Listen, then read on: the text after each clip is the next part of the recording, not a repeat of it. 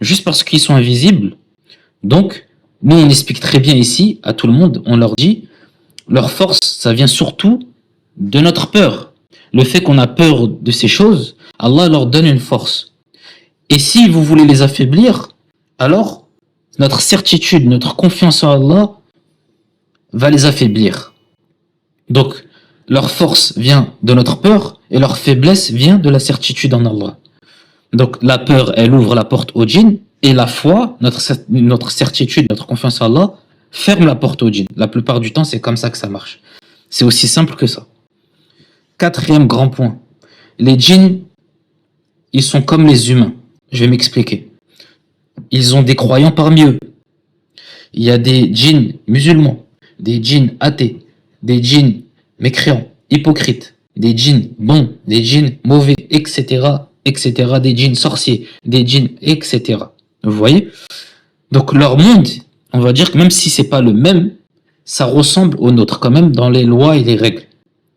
Parce qu'ils mangent, ils se marient, oui, ils communiquent entre eux, normal, ils ont des familles, bien sûr. Donc, ils sont certes dans une autre dimension, que nous on ne voit pas, mais elles se croisent avec la nôtre au niveau de plusieurs choses. Déjà des idées, ok, des souvenirs, des émotions et des rêves.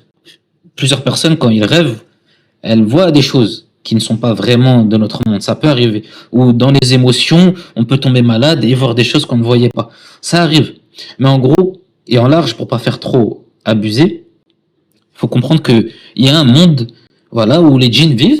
Eux, ils nous voient, mais nous, on les voit pas. Mais ça veut pas dire que c'est des esprits, c'est des choses malfaisantes. Non.